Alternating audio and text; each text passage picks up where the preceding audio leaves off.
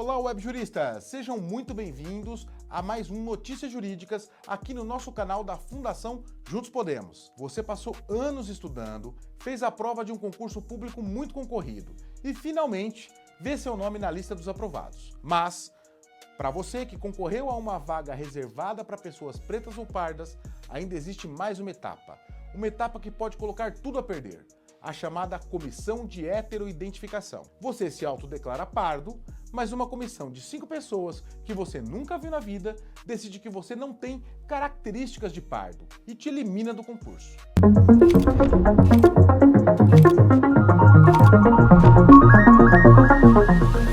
Heteroidentificação. A palavra pode parecer complexa, mas a ideia é simples. Hétero significa outro. Identificação é o ato de identificar, ou seja, é a identificação realizada por outras pessoas e não por apenas você mesmo, que é a autodeclaração.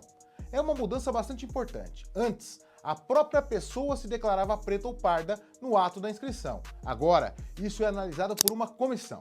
Essas comissões são, geralmente, compostas por um grupo de pessoas que tem a tarefa de confirmar se o candidato que se autodeclarou negro possui as características fenotípicas, que são as características físicas que o identificam socialmente como tal. E o que é o fenótipo? São as suas características físicas visíveis. A cor da pele, a textura do cabelo, o formato do nariz, o formato dos lábios. A pergunta que a comissão tenta responder é: essa pessoa andando na rua seria lida socialmente como uma pessoa preta ou parda e estaria, portanto, sujeita ao racismo por causa da sua aparência? O sistema de heteroidentificação, embora bem intencionado, é alvo de muitas críticas. E a principal delas é a subjetividade. O que é um cabelo suficientemente crespo? Qual é o tom da pele exato de uma pessoa parda? O Brasil é um país extremamente miscigenado. A definição de pardo é complexa e bastante fluida. Muitas vezes, a avaliação pode variar de um avaliador para outro, de uma comissão para outra. Não existe uma régua de cor ou um pardômetro. Isso gera uma insegurança jurídica e emocional gigantesca para os candidatos. Outro ponto de conflito é a tensão entre a autodeclaração e a heteroidentificação. A autodeclaração é um pilar do movimento negro, um ato de reconhecimento e afirmação da própria identidade. Embora o Superior Tribunal de Justiça, o nosso STJ, já tenha decidido que, em regra, o candidato não pode ser eliminado do concurso, devendo ser realocado na lista da ampla concorrência, esse ainda é um ponto de grandes discussões judiciais. O principal objetivo é coibir fraudes, e nesse ponto, os defensores argumentam que as comissões são, sim, eficazes. Elas funcionam como um filtro necessário para garantir que políticas de cotas não sejam desvirtuadas. Portanto, a vaga deve ser destinada a quem, por suas características físicas, está mais exposto a essa discriminação no seu dia a dia. Nesse sentido, a Comissão de Heteroidentificação seria o instrumento que garante a efetividade da política pública. Muitos defendiam que a decisão da comissão administrativa era final e que o judiciário não poderia intervir no mérito dessa avaliação, ou seja, ele não poderia dizer se o candidato era pardo ou não.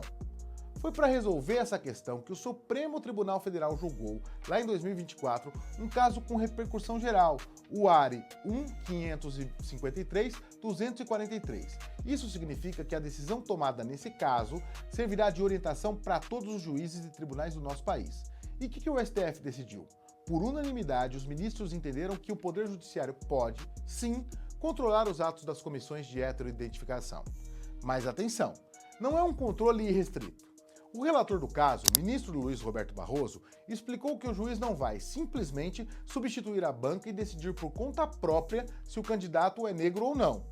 O papel da justiça é verificar se o procedimento adotado pela comissão foi efetivamente correto. O juiz deve analisar se o candidato teve direito ao contraditório e ampla defesa. Ele tem que checar se a decisão dessa comissão foi bem fundamentada, se não há indícios de ilegalidade, se não há indícios de arbitrariedade. Por exemplo, a justiça pode anular uma decisão se a comissão não justificou seus motivos, ou se a avaliação não foi filmada, ou se os critérios usados foram claramente ilegais. De um lado, nós temos a necessidade de garantir a efetividade de uma política pública essencial para combater a desigualdade racial no Brasil.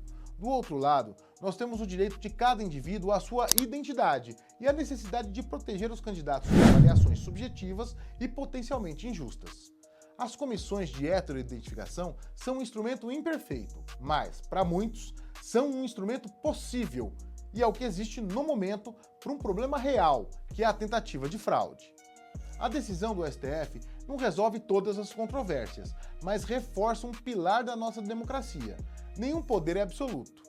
A administração pública tem a sua autonomia para avaliar, mas o cidadão tem direito de buscar na justiça a correção de possíveis erros e eventuais ilegalidades.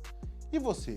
Qual que é a sua opinião sobre essas comissões de heteroidentificação? Você acha que elas são a melhor maneira de combater a fraude ou acredita que elas criam mais problemas do que soluções? Eu espero a sua opinião aqui nos nossos comentários, para que a gente possa continuar essa conversa que é muito importante. Se você gostou desse vídeo e quer entender mais sobre seus direitos, não se esqueça de curtir, de se inscrever no nosso canal e de ativar as notificações. Um grande abraço, te espero no próximo Notícias Jurídicas.